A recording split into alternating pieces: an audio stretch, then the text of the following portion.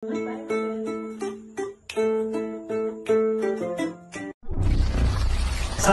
tammi deva mansayangi nola Mariana nila mansitunga usenu dago Iko bela kulo, nyabo bela kulo Nanna bela kulo, mwanabo mansayata Nakumo bela moinu Nyankweta mansayana dogo Yoneta mansayana dabo leba kolo Kambiya kolo nima kiri Aldewa fasiwa Kambiya kolo mume Munamko mimba kiri nabankoka Aldewa fasiwa Miya monni ni santa mera sindi juna Muna ni sita nunjuna Tenno mo dahada ya kuwal bera kera Jinka mfaisa bari mambori Loya kiora mwiri Ala yena tingina kama kakamye Nuwari fasa Useni yeda kasora Da monni Europea Da bari yada fandu Walla munda soboti Muna biti gola Imaje mansayata Kunun koi koye kuselu Kunun koye loya Mi komandela Samay sako mansa Gambiya konu mimba kering Atua fasirwa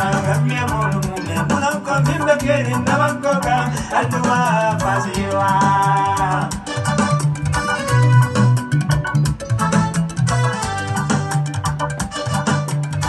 I welcome you all once again, and I believe your stomachs are for the event now.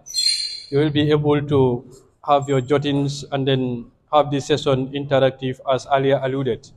So we are joined by some new faces. If you could look at the high table, we have Zainab Ghanem, Senior Executive Secretary Fundraising, as well as Binta Senghor, Youth Council of Brikama Area Council, and also a representative from the youth wing of the United Democratic Party as well. Members of the executive of the UDP, Uncle Larry, good morning. Good morning to the student wing of the University of the National Democratic Party. And I would just like to say a huge thank you to Mr. Sen's father. He dragged me on here today. I tried all means to run away. If you've observed, I've shied away a little bit from making speeches or making statements. I'm trying to become a lawyer again after Parliament. I stayed from practice too long. I got back and realized everything has changed. And I'm trying to learn again and settle into practice. That is why I've been away. So thank you very much for having me today, the student wing. This is very encouraging. This shows that you people as university students have an interest in how this country is managed. And it's very important because whatever this government or this opposition is doing now is going to affect us, the young people, in the future. I'm not sure if I'm young, still young again. I'm soon going to be above 35, but I'm still young. I'll take it. So I think this is a very important forum, and I really thank those who have initiated this very important forum. Keep it up. My role here today is to talk about representation. Representation of women in politics and why it matters. We've all observed the dearth of women representation in politics. I wouldn't say in politics in general. I think in position holding areas, probably in government, in parliament particularly. During our tenure, we were 5 women in parliament, and I think the number reduced to 4. Presently in Parliament, you have only 1 UDP female representative, and that is Fat Cham. And then you have 2 nominated women. And another one, I think she's from the No to Alliance group or APRC group. That makes it 4, reducing from the 5 we had in the last legislature. And this it's very important because I think when it comes to matters in relation to women, no matter how the men try to speak for us, we can do it better ourselves. That is why it's important that young women, particularly those of you who are in the university, to have interest in politics and to be ready to represent your constituencies in politics so that our voices could be heard in our own way. in our own terms, we are the ones who can make a better case for ourselves. So this brings me to the question, why we need to have women generally in politics. Kofi Annan once said that there is study after study has taught us that there is no tool for development more effective than empowerment of women. No other policy is as likely to raise economic productivity or to reduce child and maternal mortality, or no other policy is as sure to improve nutrition and promote health. No other policy is as powerful in increasing the chances of education for the next generation than having more women representation in decision-making bodies in this country. And I think this basically sums it all on why we need to have more women in parliament. And I'll just give a very, very recent example or ongoing example of why we need women in parliament. And I'll touch on a very sensitive topic, which is the FGM issue. We've seen recently that it was a male representative that brought up this issue in parliament of decriminalizing the law on FGM. And I honestly do believe if we had more women in parliament, this issue wouldn't even be dragged for long. Because I just feel it is not right for women to actually decide on our own reproductive health. It is for us to make the decision, not men. And we see the uproar. And it's very interesting what has happened, that when this law was being criminalized, these men were alive and kicking. And because of the kind of leadership we had at that point, they didn't dare utter a word.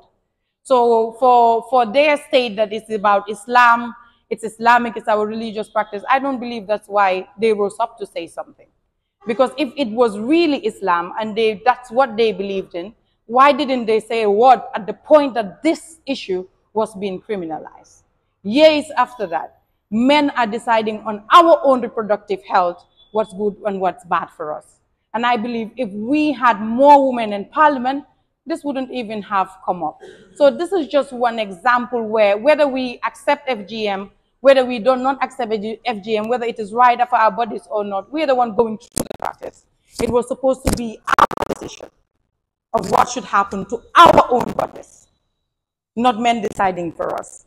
And we are leaving this right now at present because we don't have more women in parliament. And it's not just about having women in parliament as a token, because I know most people just want to put up women out there to say, because they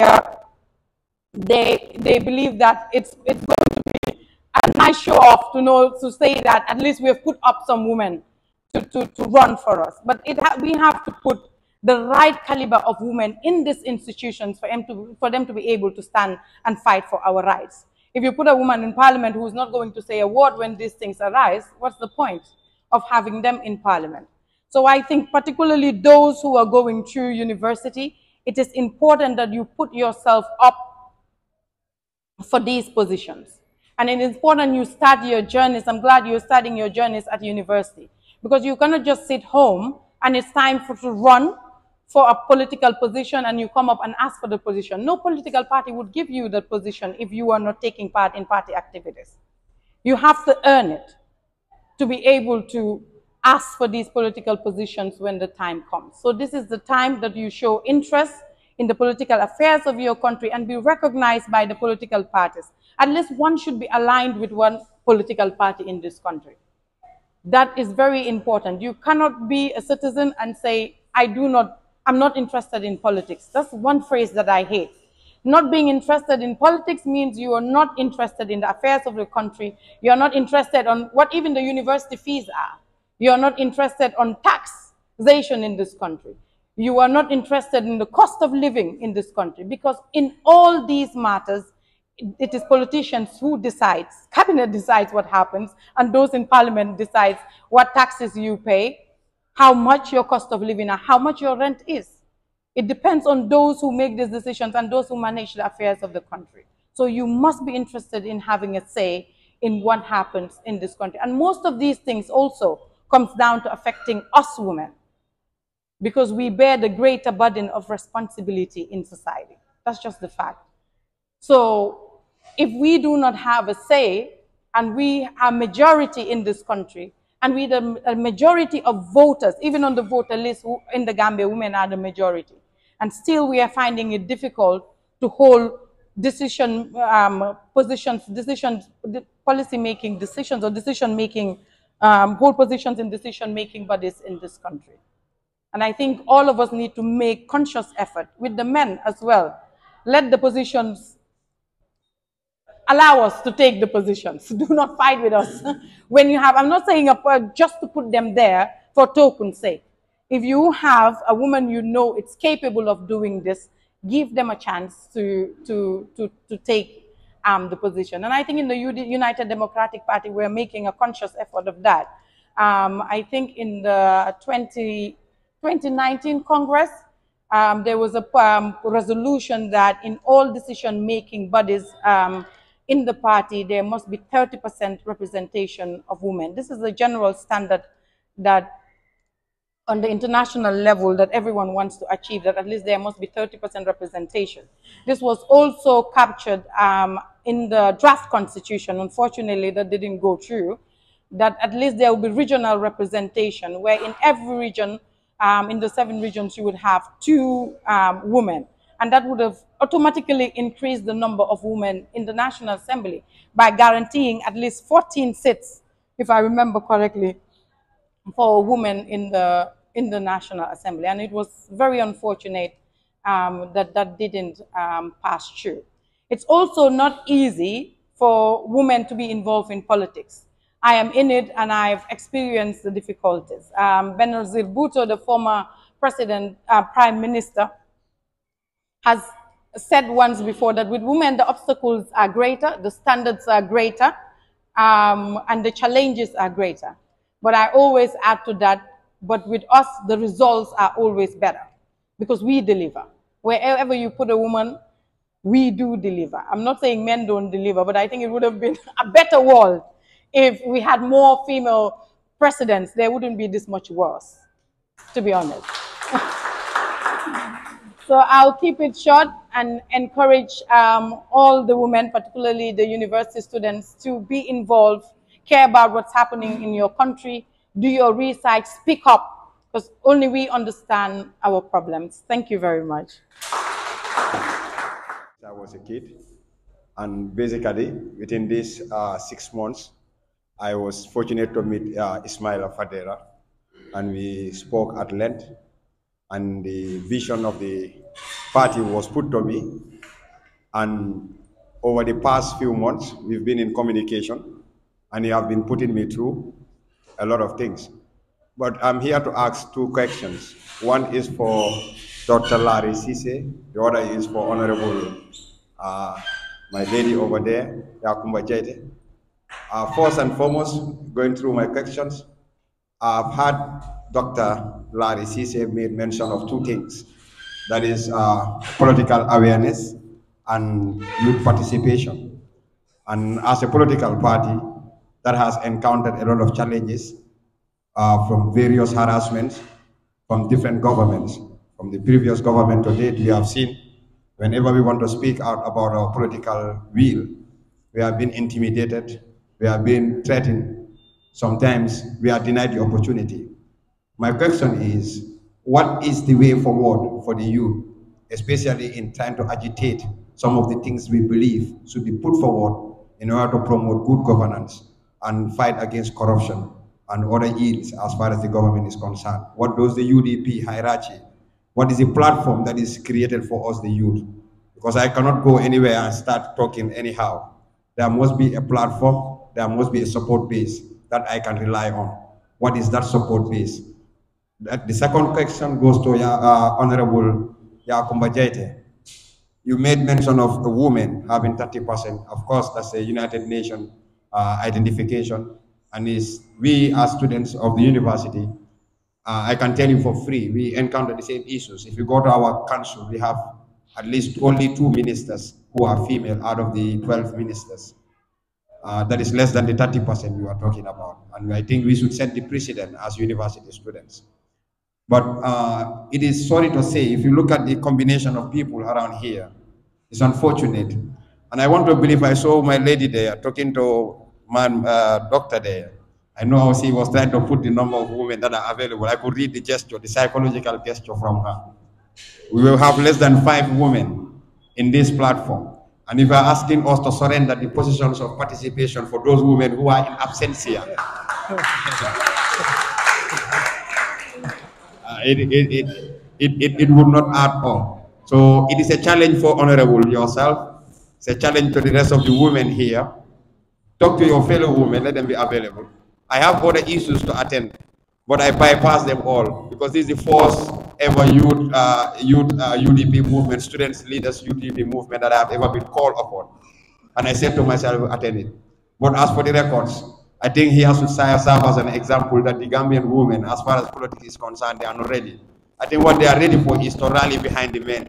And that status quo needs to be changed. And I believe Yakumba can pioneer that. Thank you very much. As young people, some of the things that are happening in this country,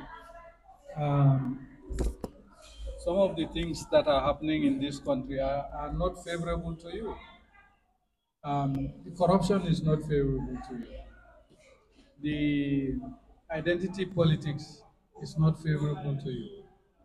What is favorable to you is an open, transparent governance system that empowers you to not only get the knowledge that you are seeking from the university, but also to create an economy that can absorb you once you finish the university. If you look at the numbers, the average age of populations across Africa is about 60% young people. And the Gambia is just about there. Question is, all of you guys going to the university and getting those degrees, what are the chances that when you come out, you're going to get a good paying job? A job that sustains you, your family, and the social structures that you support. So you need to be active in politics so that you can change that system that is not empowering you to achieve your full potential. Now, what is UDP doing? Lamin is going to talk about the 5-point agenda. The first plank on that is youth empowerment and employment. I think it's very safe to say that in designing those 5-point agendas and the manifesto itself, a lot of thinking went into potential policy measures that a UDP government can take to give you that empowerment and to make it possible for you to acquire the skills that you're going to need to make it out in society. Now, all of that cannot happen if the current system prevails. So if there is one group of people who should really be in the forefront of mobilizing voters, mobilizing the communities, it is young people. In doing it, as I always say, be sober. Be very sober. If you are not sober, these villagers, they are very smart. They will know it. The minute you open your mouth, once they label you that you are finished. So sobriety, staying away from alcohol and drug substance abuse, and be focused on achieving what you set to achieve, and working to change the system that you want to change so that you can put in a new system that is favorable to you. Fight this corruption. When you do it legally and within the confines and parameters of the law. As I said, we are being accused of being the violent party. We are violent only because we tell them things that nobody tells them. For them, that's violence because we are exposing their excesses. So I think to cut a long story short, while the party can have all those nice programs and policies in place, the onus is on you, the youth, to organize yourself, mobilize yourselves, and deliver for the party. And in delivering for the party, you are delivering for yourself. Thank you. Thank you. What did you say your position was? Senate? Senator. Oh, now you have senators at the university. That is nice. And before, I know you tried to turn the tables a little bit, but I have a very good answer for you. And before I just get to my answer, I would just like to touch on something. I think, given what has happened in Senegal, and the current change with the Usman Sonko and the Basiri Jomai Faye and the project. And I think it's about time youths of the Gambia, particularly the university youths, to make demands. Uncle Larry is asking you that you need to go out to make the support. But in every political party that you want to align yourself with, I think it is also your responsibility to put your demands on the table. What are the issues affecting you directly, particularly given the fact that you are in university? What changes do you want to see? And even with the UDP, come and tell us before we join, before we go and support you, these are the changes we want to see if you come into government. You have to make those demands. I would say if I was a university student at this point, the main problem I see university students having in this country is tuition fees. Day in, day out, there are messages on What's on Gambia, help this person go to university, help this person. Why can't we have a government that will offer free university education? It's happening in Senegal. They don't just give them free university education, they even pay the students' bursaries for them to handle other expenses. They give them accommodation. Why can't we have these things in this country? All these things is because of corruption. That's why we cannot achieve it. It's not that difficult. So coming back to my own question, looking at what's happening in this room and the fact that we have only five women in this room, I'll tell you where the problem is. I quoted the former Prime Minister of Pakistan, who was assassinated in a Muslim country. Benazir Bhutto was the first ever woman to be elected to lead a democratic government in a majority Muslim country. She was assassinated in 2007. You can read her up. And I quoted the quote that she said, with women, the challenges are greater, the obstacles are greater. I'll tell you why it was easy for you to come here today, because you have no cooking to do at home. It's weekend. Most of your peers at your age are responsible to cook Saturdays and Sundays. So it's not easy for them to come and attend meetings Saturdays and Sundays.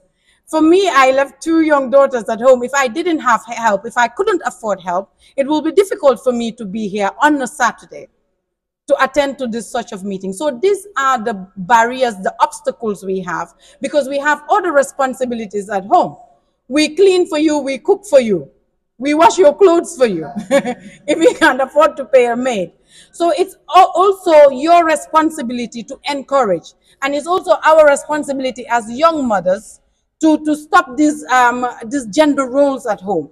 That it's only the women that should learn how to cook, the women that should clean the house. Even on Sundays, they'll tell the boys to go and play football while we stay back. I've gone through that all throughout my young life at home, when my brothers go out to play football and I stay back to do the cleaning during weekends. And on Sundays, that's when we have the chance to learn how to cook. And they never learn how to cook until they travel to Europe and start calling people, what do I do with the dege and the moda? So these are the barriers we have. But it is up to the men also to help encourage us and tell, look, today, yo bail, mandina toga, yo demal nga attend UDP Convergence meeting. Do something like that to encourage them to come. So this is my reply to you. I hope it makes sense. Our barriers are higher. We have more obstacles. Okay. Thank you. Okay.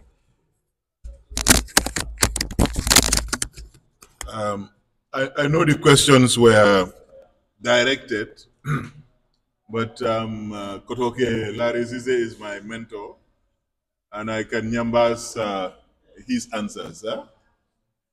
I think there is a huge opportunity for young people to come to positions of leadership.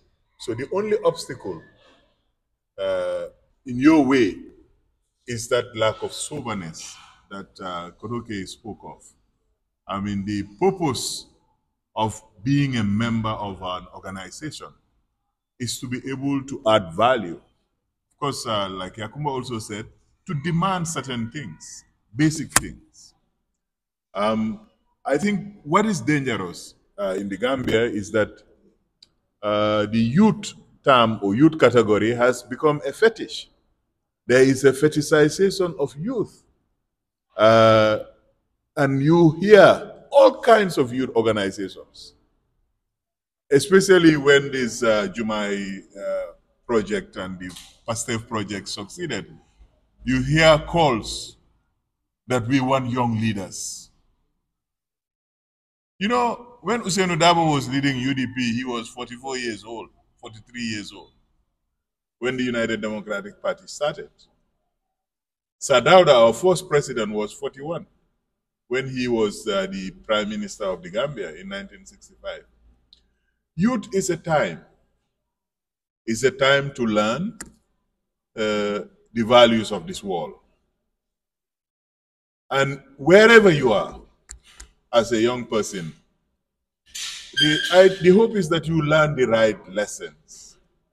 You associate with the right values. But to come back to to the end of my brief introduction, I will just say what Yakumba was saying. My mother, I was my mother's eldest son, and my younger brother, before the last child of our family, the last child of my father, was born, I think, about when I was in my early teens. So because both my mother and my father were poor villagers from Badibugunjur, you know, my father successfully had a career as a petty trader in Banjul, built a house in Banjul. We did not have help, like Yakumba put it, or the so-called Bindan. So what used to happen was that when my mother's turn to cook comes, I have to help because my younger brother was much younger than me. And there was no sister. So the role, that gender role that sisters play in the family naturally fell on me. And I resented it because all my friends will be playing football or they would be on other activities. Of course, it helped me hone my cooking skills. When I got a scholarship to go and study in India, I went with about 7 guys. Actually, most of them, sir, from the provinces. None of them have any idea how to cook. So at university, my stock rose. I mean, all the Kenyan girls, what is it called? Sudanese girls, Tanzanian girls, heard of my cooking. So they would normally come to the dormitory. So I became very, very famous. I don't cook anymore. But just to the point, it's very important that these life skills, as young men particularly, you learn them because you can score points with the ladies if you are not married. No, because you know, especially if you go out of the Gambia, people are impressed by certain unique talents or skills, especially if you are negotiating intercultural relationships. So I really think that what Yakumba, the point she is making as an obstacle, we have to find a way, especially fathers of boys and girls. Unfortunately, I have only 2 boys myself. So my elder son is following in my footsteps. He cooks breakfast, especially on Sundays, and he is only 14. So I'm just saying that how we prepare our children, especially the young people, is very important. It's the role of men and women to build any democratic society. So those of you who are now in the youth bracket, don't take this for granted. It will pass. Yakumba is getting out of that youthful age. But I saw her in the Parliament of the UK, the Mother of Parliaments, speaking. And I was filled with pride. So this is how we do it. You come and participate. That's the only guarantee for young people to be successful in politics. People forget that the PASTEF project is at least 10 years old before they were able to be successful politically at the hustings. So really, as young people, it is a time and it's an opportunity to learn. And I think, I probably would say this again, but this kind of convergence is long overdue because it's an initiative of yours. It's not Lade Sise preaching to you or Dr. Lamin Mane or Auntie Zainab Diab, or for that matter, myself and Yakumba, who can easily or, cheat by saying that we are young people also. Of course, I cannot cheat anymore now. I'm having gray hairs and, people keep calling me Uncle Almami. So, but just to say, it's your time to take the initiative. It's your time to be engaged. It's your time to participate in all these processes and also, in a way, try to shape them. But thank you very much, Kodolare, for allowing me to jamas.